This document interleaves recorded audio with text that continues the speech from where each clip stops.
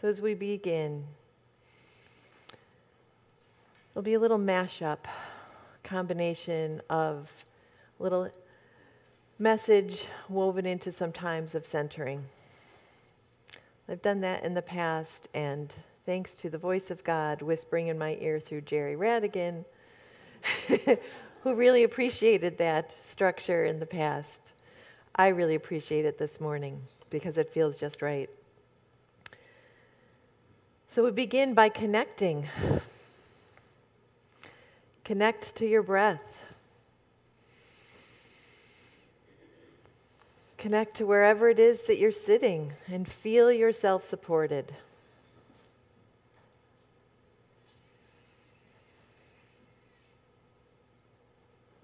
Connect to the breath of God breathing in you and as you and through you. As we share that breath of God in this space and beyond the boundaries of this sanctuary, out into the sanctuary that we create as a community with our presence. Wherever we are in this illusion of time and space.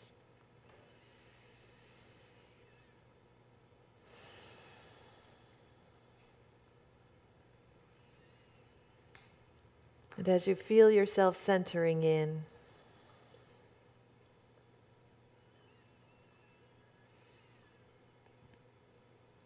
arriving in the blessing of this time together this morning, I invite you to bring to your heart mind, feel that connection between our thinking mind and our feeling heart, and know that together they create our wisdom. And call to that wisdom what lights you up.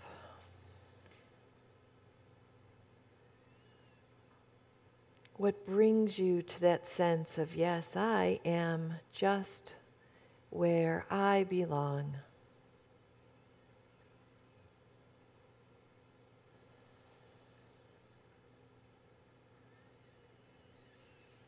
And as you're connecting your breath, as that God breath, that wisdom breath, recognizing, even if it is not a word, but a feeling, a sensation of what lights you up, what brings you joy. Radiate that light out as you breathe out. Drawing it deeply in as you breathe out in. Sharing it and radiating out as you breathe out.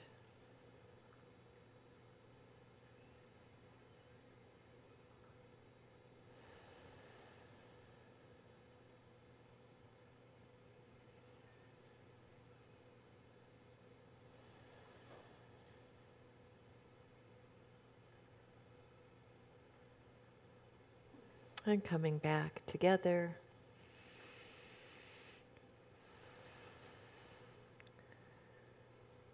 So the name of the title of the retreat was Depths of Connection. And without telling Rob's story, I can tell you that that was born, if I may, of his hunger over the 3 years of not really being able to connect as we were not with a pandemic. Of connections that sort of reached out through Zoom. Thank goodness we had ways to continue those connections. But there was that kind of lingering sense of we have not physically been in the same places. We still are not all in the same places.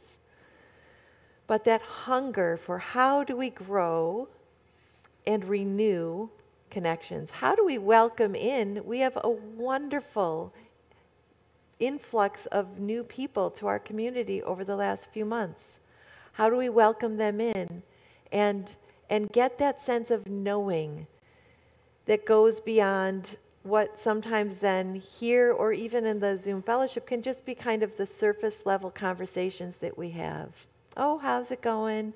What about the rain? Are your daffodils come and gone? You know, there is nothing wrong with those little inroads of conversation.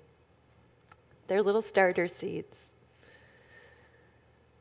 But what happens when we have a sense to practice as a spiritual calling how to connect at a deeper level? How do we recognize that separation from spirit or others is an illusion?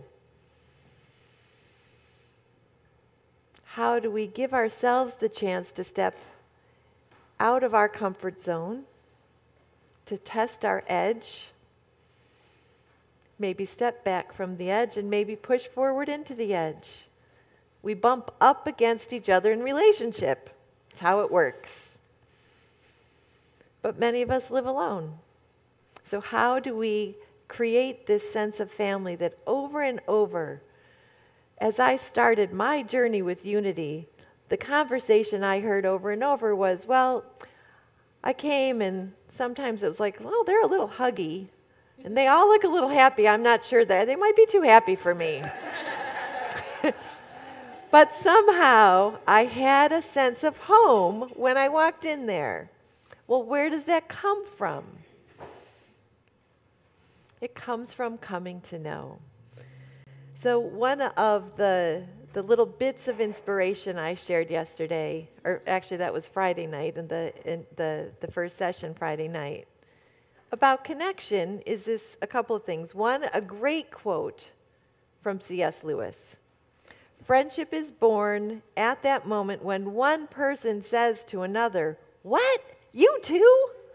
I thought I was the only one."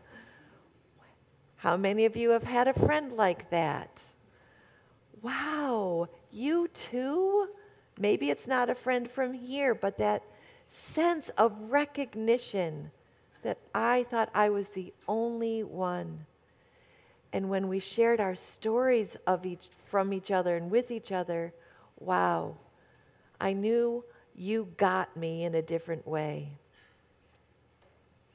So here's a poem about connection, about the opportunity to share those stories.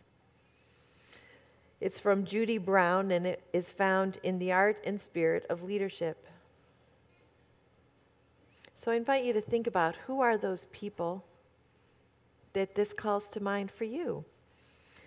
When the stories begin and we listen, really listen to each other, we begin to notice that we are not quite so much the same as we had thought, at least not in the ways we had thought. And we are not so different as we thought, at least not in the ways we thought. And like some big old family full of odd relatives, we are all kin. We are all kin, befuddled and beloved. So kin, whether you are walking through these doors for the first or second time, or you've been coming through those doors for a long time, or recently coming back through those doors and not watching from home, having a second cup of coffee in your pajamas, I might be a little jealous of you people today. How do we share who we are? That is one way of building communion, which is community. It's taking the risk to share, here's who I am. I thought I was the only one, but wow, I have that in common, and it is different from these people that I see every week or that I see in my neighborhood. How do we build that beloved community? Maybe one story at a time, one outreach at a time. And so again, I invite you to center in. Just take a little connection breath with God within. Feel that partnership, that relationship with the divine that may be both similar to how you had thought, the same as how you had always thought, and somehow different. in that kinship with your own divine spirit that is alive in your breath. Who are those people in your life who bring you to that sense of connection? And can you hold them in gratitude?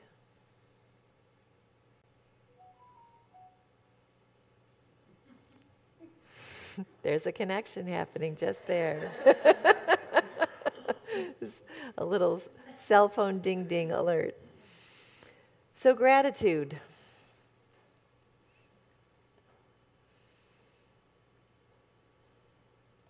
I thought those Unity people were a little too happy.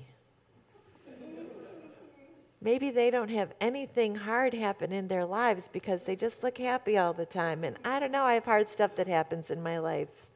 And I just don't know what that means to be grateful. Does it mean I have to be positive all the time? I just don't feel like I'm positive all the time, so maybe that's not the place for me.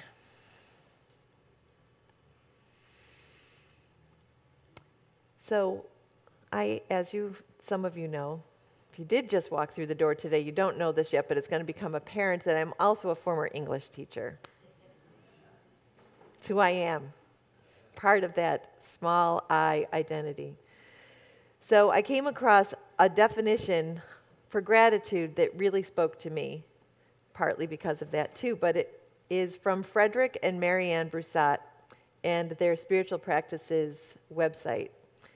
The basic practice of gratitude, that spiritual practice has been called a state of mind and a way of life, but we prefer to think of it as a grammar. So don't be afraid. If you don't know how to diagram sentences, I'm not going to ask you to diagram gratitude. But what struck me so powerfully about it is this line. Grammar is an underlying structure that helps us construct and make sense out of our lives. Gratitude is not a feeling of positivity necessarily. Sometimes it is, right? There are those things that bubble up in us that it's easy to lean into gratitude. Eli and Keely last weekend, wow, holy wow, grandbabies, super grateful for them. But the underlying structures that support us, sometimes it is really hard to see where gratitude plays a role, because we know there actually is suffering in the world. There is suffering in our own lives. How do we make sense of that? By sometimes taking a very, very, very big step back and seeing from a longer view. Sometimes it's looking back over our shoulders.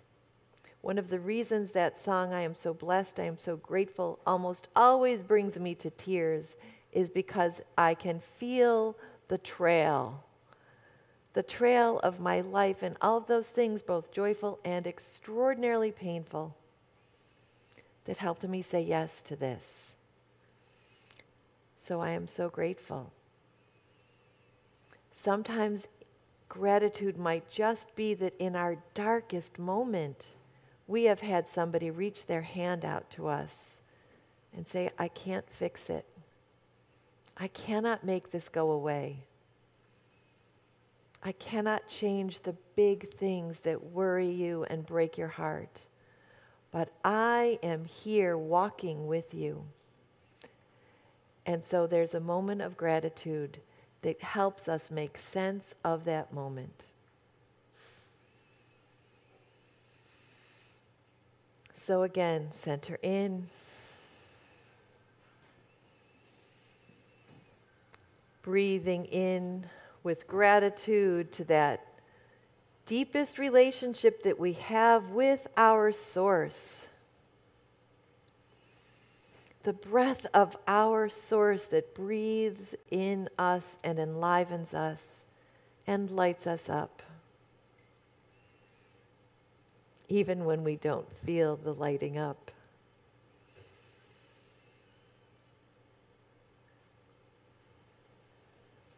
And I invite you into this small moment of quiet to offer a blessing on something that has been painful. Offer a blessing for someone who has reached out their hand to you. Offer a thank you to Source, who is with you always. And connect to your underlying structure of gratitude.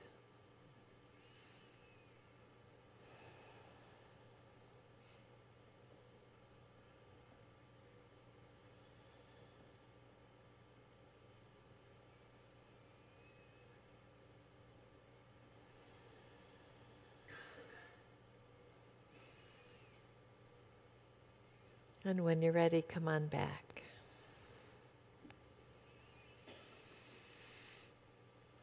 So the next part of our retreat was about releasing.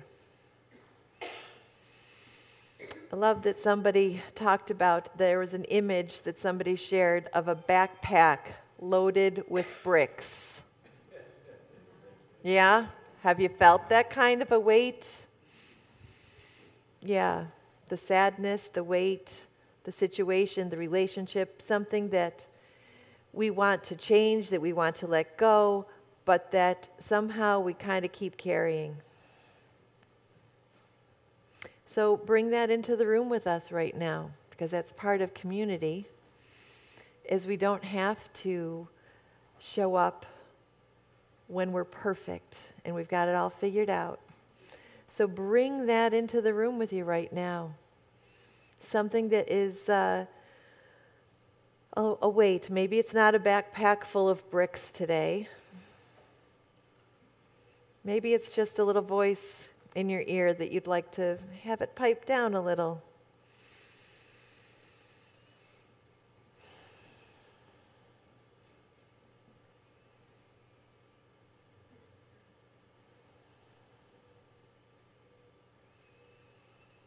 And here to help us lift that as we come back together.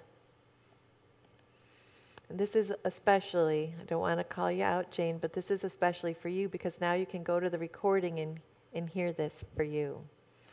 Because I'm going to read a little bit about wild geese and the gift of the Gospel according to Mary Oliver.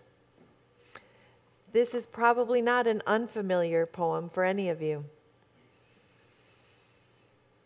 But I invite you with what you long to connect to, what lights you up, what you want to lay down, to hear these words spoken directly to you with love.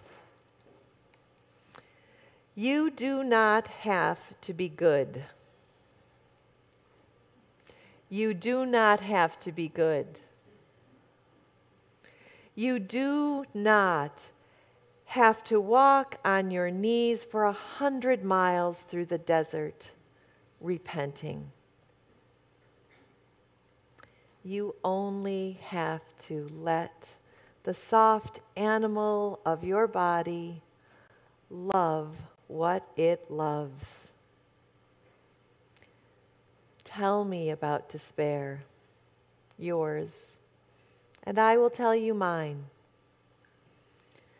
Meanwhile, the world goes on. Meanwhile, the sun and the clear pebbles of the rain are moving across the landscapes, over the prairies and deep trees, the mountains and the rivers. Meanwhile, the wild geese high in the clean blue air are heading home again. Whoever you are, no matter how lonely, the world offers itself to you, to your imagination, calls to you like the wild geese, harsh and exciting, over and over announcing your place in the family of things.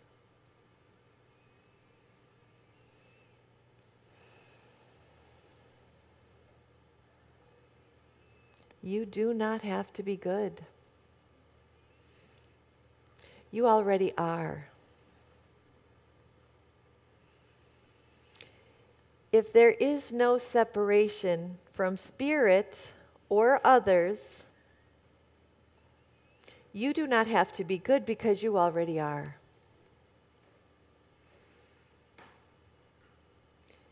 You are the unrepeatable expression of God alive in you, and through you, and as you. And if God is everywhere present and is all good, that's the stuff you're made of. You are kin with the wild geese, and you are kin with the mountains, and you are kin with the clear pebbles of rain, and with each other. So take off the backpack. Take it off. Yeah, do the work that you need to do. Absolutely. Look unflinchingly in the mirror with the eyes of love and compassion to say, oh, here's this thing. Got to look at that thing again. I'm going to learn this lesson in a different way now because that's what I'm here to do. But look at yourself in the mirror with eyes of love, with your God eyes looking back out at you. What lights you up? What makes your eyes shine because your heart is shining out through them? That's what we need to enliven. That's why we come together, because that is the only way we're going to transform the world. It's by all of us little light beings doing our thing, helping each other set down the backpack of bricks, helping us remember we are made of the same stuff as the stars. You do not have to be good. You are made of goodness. So how can you bring that goodness, that gratitude, into a practice of joy? Here's a little bit of inspiration for us today from a book, Awakening Joy, by James Baratz and Shoshana Alexander. The Many Flavors of Joy. Can you picture some of your flavors of joy? I will definitely need a second cup of really good coffee today, and that is one of my flavors of joy. Right? From those simple things that are the simple pleasures, what are yours? To those things that are that huge transfiguring joy that we sang about. So joy comes in different flavors, and it can look very different from person to person, from a quiet sense of contentment to bubbly enthusiasm. For some people, it's an energetic radiance. For others, it's a quiet feeling of connection. Joy can arise as a belly laugh or as a serenely contented smile that just accepts life as it is. We experience a profound joy when we let ourselves be touched by beauty and nature. We can feel an energetic lightness when we let ourselves be silly and playful. Acting with generosity or compassion uplifts our hearts, as does the feeling that comes with living with integrity. We delight in seeing others happy, and we can be moved when we behold goodness and truth. We each have our own ways of experiencing and expressing joy based on our individual temperaments. Your happiness may not look like someone else's, but you can find the expression that is uniquely yours.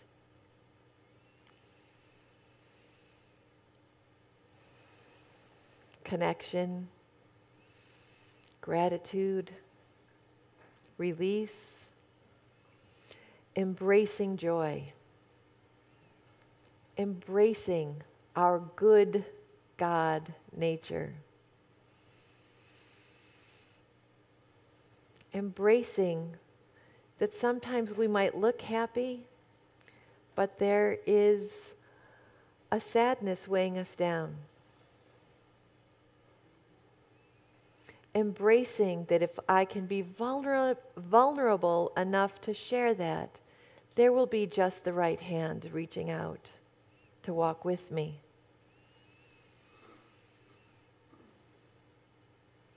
We connect through our joy. We connect through our sorrow. But it is a choice and it is a practice. And I am so blessed. I am so grateful. We are so blessed. And I believe we are grateful. So thank you, sweet Spirit, that brings us together. Thank you for the paths that we're both alike and we're different for each one of us that brought us here to this morning, to this moment, to its perfection just as it is.